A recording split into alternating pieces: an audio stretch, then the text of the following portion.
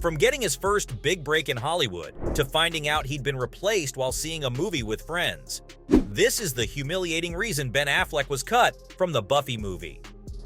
When you're one of the biggest stars in the world, it can't be easy to look back on your career and remember a time when you were kind of a nobody, whose performances weren't exactly award-worthy. Well, it might be hard to believe, but long before Ben Affleck was Batman, before he was in Gone Girl, and before he won an Oscar for Good Will Hunting with Matt Damon, he was just a kid with a New England accent who was doing his best to make a name for himself in Hollywood. When he was an up-and-coming actor on the scene, some directors weren't too thrilled to work with Ben Affleck, and that's exactly what happened when he landed a bit part as a high school athlete in the 1992 Buffy the Vampire Slayer film. The film featured plenty of future A-listers like Luke Perry and Hilary Swank and brought Buffy into the mainstream.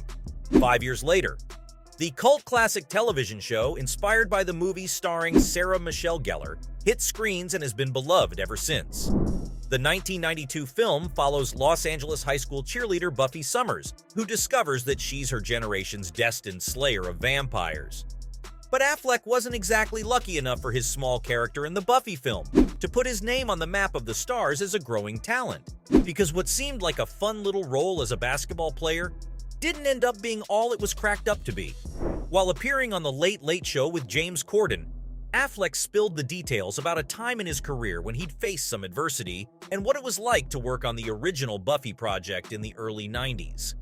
He explained that his role in the film was one of his first big parts with dialogue. I didn't get really, well, the most humiliating thing was when one of my early parts, and I mean, I had a line, like, you know, basically I got what were you in? It's a small film called Buffy the Vampire Slayer, not the television version. There you go. The movie. The actual opus that inspired. An exciting accomplishment for any young aspiring actor, coming just a year before he appeared in another cult classic film, Dazed and Confused. Affleck tells James Corden that he'd booked the role in the Buffy film shortly after arriving in LA after a cross-country move from Cambridge. Did you know Ben Affleck was actually born in California? His family moved to the Boston area when he was just 3 years old. The future Hollywood star was thrilled about the chance to put his acting skills to the test when he earned himself a role in the film as an unnamed basketball player who would appear in just one scene and only had one line to say. Sure, one line might not be much, but when your career is just starting out, one line can change everything. But in Affleck's case, his singular line as a high school basketball player didn't exactly turn out to be the big break he may have hoped for. The scene he was in, Affleck explained, was set at a high school basketball game, and a player on the opposing team reveals himself to be a vampire. Affleck's character had to act like he was afraid of the vamp, and hand over the basketball to him with a look of disgust on his face. It was here that he got to say his one big line, "Take it, man." The Batman star says he was forced to do multiple takes, repeating the same 3 words over and over again, because the director of the Buffy film, Fran Rubel-Kuzui, was extremely rigorous. Affleck, who was only 20 years old at the time of filming, thought he'd done a great job in the scene, telling Corden, "I was feeling it. I felt authentically afraid." The director seemed happy, so he was happy. What could go wrong? Even though his role was small, he was looking forward to seeing the finished product. But Affleck's excitement about some of his first legit acting work wouldn't last for too long, though, because even though he impressed himself with his own performance, it turns out director Fran Rubel-Kuzui didn't exactly feel the same way. Not only did Affleck discover this in a pretty embarrassing way, he was with other people when it happened. The actor confessed to James Corden that he and a group of friends bought tickets to go watch the movie. And then I went and saw the movie with some friends. It wasn't quite the Meryl Streep build-up. And I sounded very different. Because he wasn't invited to the premiere. And when the film made it to his basketball scene, he realized the line he delivered over and over again for multiple takes had been dubbed over by a different actor. Expecting to hear his own voice the way he'd sounded on set, Affleck was shocked to discover it wasn't his voice at all. "I sounded very different. I realized right then that they re-recorded my lines," he said. Talk about embarrassing. It turns out the director thought Affleck's performance was so bad that his voice needed to be changed during the post-production process.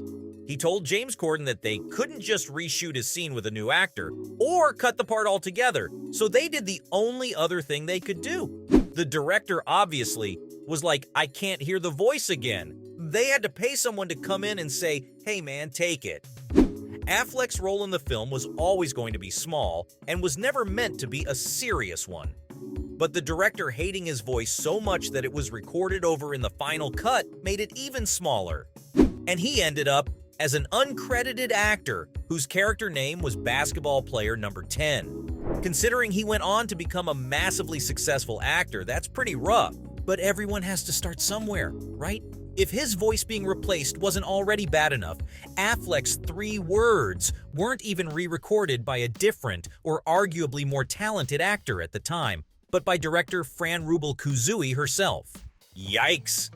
Even if Affleck's voice had been kept in the final film, it wouldn't have been enough to make it a box office hit. And the film definitely didn't help the young actor during his rise to leading man stardom in the 90s. The vampire flick has a 36% positive rate on review aggregator Rotten Tomatoes, and many critics saw the film as a pretty massive letdown. But some argue it's an important piece of pop culture history, as it laid some heavy groundwork for the successful Joss Whedon television series that came along 5 years later. But maybe it's a good thing that Affleck didn't give us a stellar performance in Buffy, because if he had, fans of the actor might have never gotten the chance to see him in more successful 90s breakout roles in films like Mallrats, Chasing Amy, and the Oscar winner Good Will Hunting. The Buffy movie was never a blockbuster, and it's safe to say Affleck, an Academy Award-nominated actor, probably hasn't spent much time thinking about it over the years. But it sure is a fun story to look back on despite the complete embarrassment of it all.